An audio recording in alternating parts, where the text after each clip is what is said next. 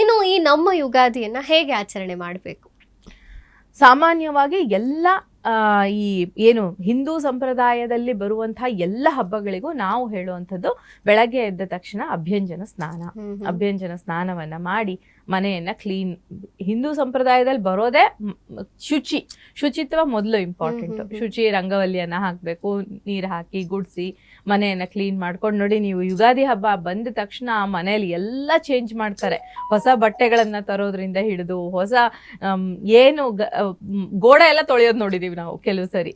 ಮನೆಯಲ್ಲಿರುವಂತಹ ಗೋಡೆಗಳನ್ನೆಲ್ಲ ಒರೆಸಿ ತೊಳೆದು ಕ್ಲೀನ್ ಮಾಡ್ಕೊಂಡು ಮನೆಯಲ್ಲಿ ಶುಚಿತ್ವವನ್ನ ಮಾಡ್ಕೊಂಡು ಮನೆ ದೇವರ ಪೂಜೆಯನ್ನ ಮಾಡಿ, ನಾವು ಶುಚಿಯಾಗಿರ್ಬೇಕು, ಮನೆಯನ್ನು ಶುಚಿ ಮಾಡ್ಕೊಳ್ಬೇಕು, ಮನೆ ದೇವರ ಪೂಜೆಯನ್ನ ಮಾಡಿ ಪಂಚಾಂಗ ಶ್ರವಣ ಇಲ್ಲಿ ತುಂಬಾ ಮುಖ್ಯ ಆಗತ್ತೆ. ಯಾವಾಗಲೂ ಪಂಚಾಂಗವನ್ನ ಓದೋದ್ರಿಂದ ನಮಗೆ ಸಾಕಷ್ಟು ಲಾಭಗಳು ಇವೆ ಅಂತ ಹೇಳ್ತೀವಿ. ಸೊ ಅಂತಹ ಪಂಚಾಂಗ ಶ್ರವಣವನ್ನ ಅಟ್ಲೀಸ್ಟ್ ವರ್ಷಕ್ಕೊಂದ್ಸರಿನಾದ್ರೂ ಪ್ರತಿದಿನ ನಾವು ನಕ್ಷತ್ರವನ್ನ ಹೇಳೋದ್ರಿಂದ, ಈ ದಿನದ ನಕ್ಷತ್ರ ಇಂಥದ್ದು, ಈ ದಿನದ ತಿಥಿ ಇಂಥದ್ದು, ಈ ವಾರ ಇಂಥದ್ದು ಅಂತ ಹೇಳೋದ್ರಿಂದ ನಮ್ಗೆ ಎಷ್ಟೋ ಲಾಭಗಳು ಬರ್ತಾವಂತೆ. ಅದರಲ್ಲಿ ಈ ಯುಗಾದಿಯ ದಿನ ಪಂಚಾಂಗ ಶ್ರವಣವನ್ನ ಮಾಡೋದ್ರಿಂದ ಸಾಕಷ್ಟು ಶುಭ ಫಲಗಳು ದೊರೀತವೆ. ಪಂಚಾಂಗಕ್ಕೆ ಪೂಜೆ ಮಾಡಿ ಪಂಚಾಂಗ ಶ್ರವಣವನ್ನ ಮಾಡಬೇಕು. ಇನ್ನು ಬೇವು ಬೆಲ್ಲ ಕೂಡ ಯುಗಾದಿಯಲ್ಲಿ ಬಹಳ ಮಹತ್ವವನ್ನ ಪಡೆಯುತ್ತೆ ಅನ್ನುವಂಥದ್ದು. ಸೊ ಬೇವು ಬೆಲ್ಲವನ್ನ ಕೊಡ್ತಾರೆ, ಸ್ವೀಕಾರ ಮಾಡ್ತಾರೆ, ಅದನ್ನ ಹಂಚೋ ಅಂಥದ್ದು ಕೂಡ ರೂಢಿಯಲ್ಲಿದೆ ಅಲ್ವಾ?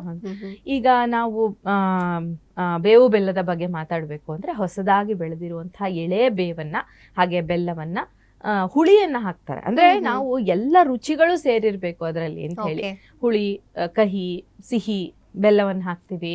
ಎಲ್ಲ ಹಾಕಿ ಮಿಶ್ರಣ ಮಾಡಿ ಅದನ್ನ ದೇವರಿಗೆ ನೈವೇದ್ಯ ಮಾಡಿ ನಂತರ ತೀರ್ಥ ರೂಪದಲ್ಲಿ, ಪ್ರಸಾದ ರೂಪದಲ್ಲಿ ಅದನ್ನ ಸೇವನೆ ಮಾಡೋದು ಅಂತ.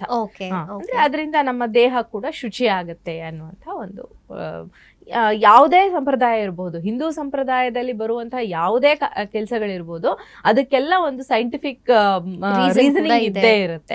ಸೊ ಹಂಗಾಗಿ ಇದ್ರ ಹಿಂದಿನ ಏನು ಬೇವು ನಮ್ಮ ದೇಹಕ್ಕೆ ಹೋದ್ರೆ ದೇಹದಲ್ಲಿರುವಂತಹ ಕಲ್ಮಶಗಳು ಹೋಗ್ತವೆ ಅಂತ ಹೇಳ್ಬಿಟ್ಟು, ಸೊ ಹಾಗಾಗಿ ಅದನ್ನ